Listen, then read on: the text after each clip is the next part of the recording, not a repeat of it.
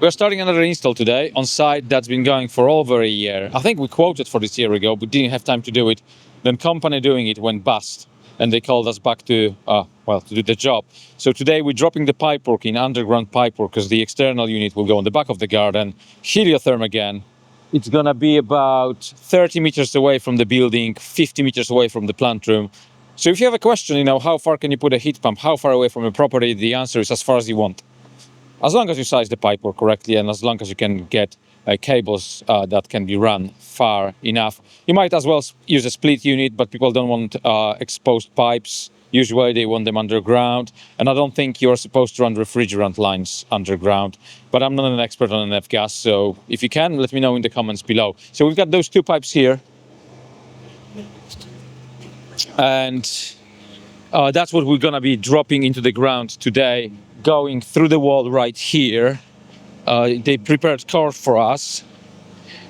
Those are unfortunately only 4-inch cores, which is a bit small. So the previous company was intending on running 232 mil pipes per each unit. They were cascading. That would have been undersized.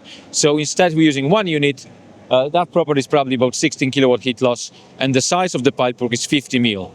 You'll see in the plant room how we do it. As always, no buffers, no separation, direct, single circulator, single pump for the whole building. We've already removed about 10 pumps from the house, inside the house, and that's before they would have used buffers and other pumps. So the company before us was planning on using maybe 12 circulators all together.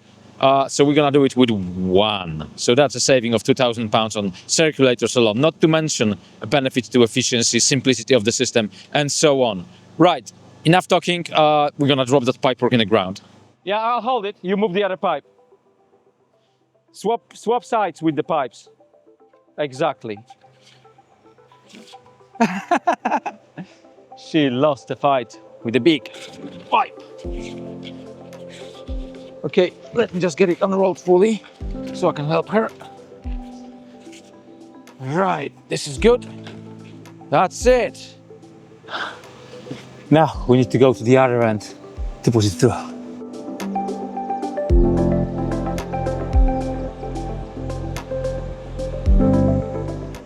This is where it's gonna get tricky, because previous contractors, they only did cutouts that are exactly the diameter of the pipe, so this is super tricky to get in because you can never get it straight.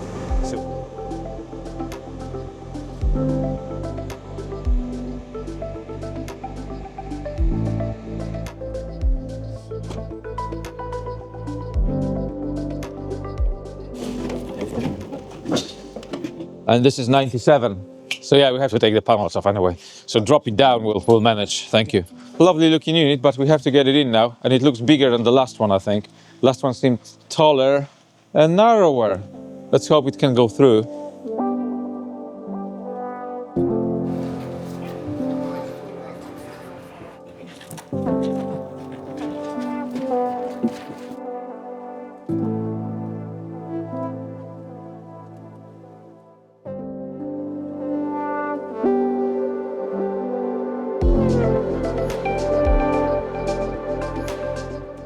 We are in the cellar. That's where the plant room is going. All the kit is here.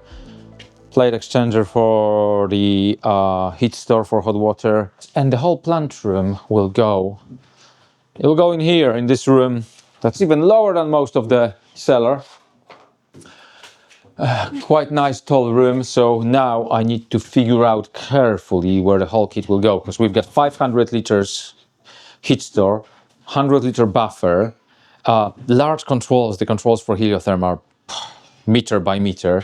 Then we've got a booster set, 500 liters, that will go somewhere here, and a large water softener plus another manifold to connect here. Loads of pipes left for us by site plumbers.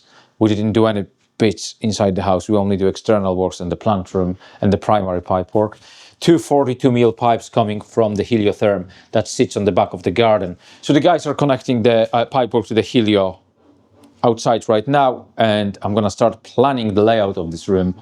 Because yeah, you have to be careful how you lay it out. Don't just go in and start installing, because that's a recipe for a disaster. So I'm gonna find a bit of cardboard, and a marker, and I'm gonna draw it out to get my head around what will fit where.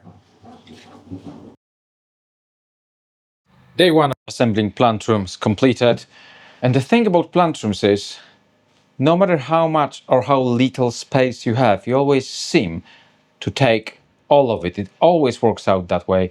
You've got tiny space, you'll cramp it in and make it work. You've got bigger space, all space gets taken as well. I honestly, it's always the case. Like, I don't know how that works. I've got my little plan that I'm following. It's always worth spending half an hour before you start assembling plant room to prepare your pipe runs, to make sure you don't get too many awkward crosses or impossible scenarios, and then you waste time redoing the pipework you've already done.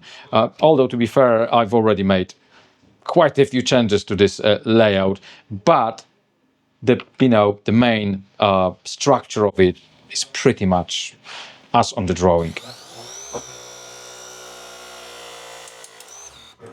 That is fast, isn't it? Lovely. We are demineralizing the system now, and the compressor has started for the first time. We've got 40% fan speed, 30% compressor modulation, and it's doing the hot water on this buffer, 500-liter buffer, for the first time. I think it's time to go outside and have a look at the heat pump running. There's something really nice about firing heat pumps for the first time and seeing them come to life. And this one's running now, humming along really quietly. And you can't really see the fan unless you take this cover off, but trust me, this is running. Let me get really close. That's how quiet it is. I'm not sure what you can hear. Probably wind rusting on my microphone. And this unit is running this 4-story, 700 square meters house. Throughout the property, we have 7 of those manifolds, and we took this job over from another company that unfortunately went under. And what they did install, they installed pumps on every single manifold. What they do correctly, though, they didn't install blending valves, so they had pumps that would pump just whatever was coming to them with nice separation.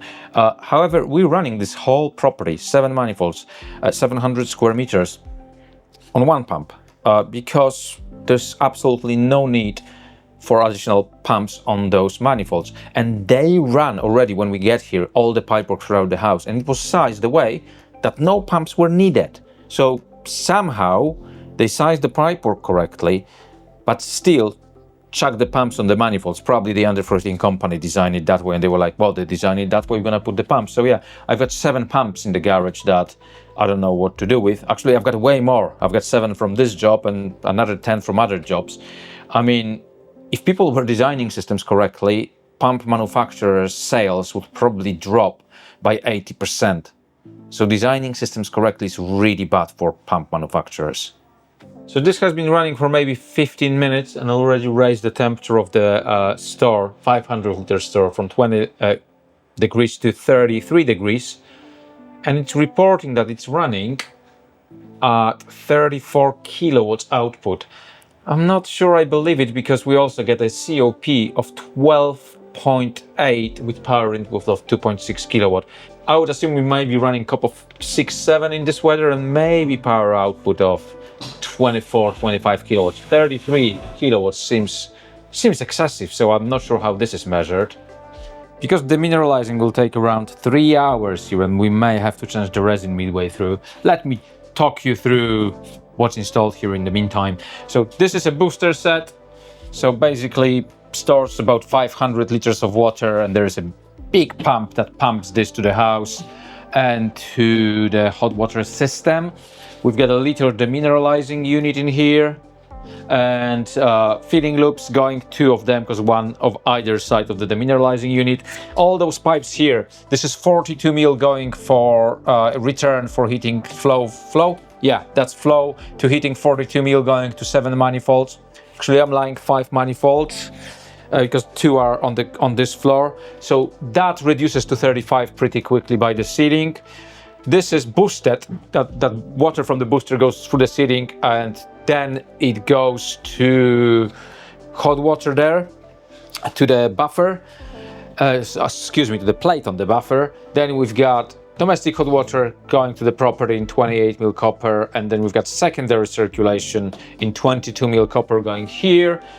Two 80-liter expansion vessels. This is volumizer, so it's not used as a buffer, it's used purely as a volumizer, just on the return from heating. A return comes back on the top and goes back to the heat pump from the bottom. Secondary circulation pump controlled by the system control, SB valve that diverts flow either to this big buffer or to the heating. And in this big buffer, let me show you what's inside, because that's quite interesting. And the hot water operates in a different way. Let me show you. What do we have in here? This is boosted mains water going to this plate heat exchanger, and the hot water comes up here. This pump circulates system water from this big buffer. So we're not storing domestic hot water, we're storing system water that's connected to the heating system, 500 liters of it at 50 degrees, and that pump pumps it through the plate while the mains goes through here, gets warmed up and goes to the house as hot water. That pump is a PWM, so a pulse width modulation pump, so it will adjust its speed depending on what the sensors are reading. So you open up slowly, the pump goes slowly. You open 3 showers, the pump goes full on, probably. SB valve here, as I mentioned before, and electricians putting Wago boxes everywhere, lovely. And here on the bottom we've got a 3-phase 7 kilowatt backup heater. I think it's 7 or 9 kilowatts, because obviously 500 liters, big property, 5-7 bathrooms. Yeah, you need a little bit more power in case the heat pumps is not working. So that's what you see in this box. Let me close it. It's nice and insulated, this box, with a nice Heliotherm cover. And on the other side we've got controller with loads of wiring, and in here we've got main system pump, so we only have one pump for the whole house. And then we have fill and flush valve, do it yourself. On the return we've got a strainer, we've got a filter on the return as well, and then we have air separator on the flow above this gigantic buffer. We finished demineralizing the system. It only took 20 kilo of resin, so we had to change it twice. Some 1800 liters to do that, so the system is probably between 1500 and 1800 liters capacity. System's fully commissioned and it's running its second hot water cycle. We've run one already to demineralize the buffer. Hot water works everywhere, heating works everywhere. So that's it, yeah, another job done. We'll come back here in about 3 months when the site is finished, just to hand it over to the customer. Another job completed.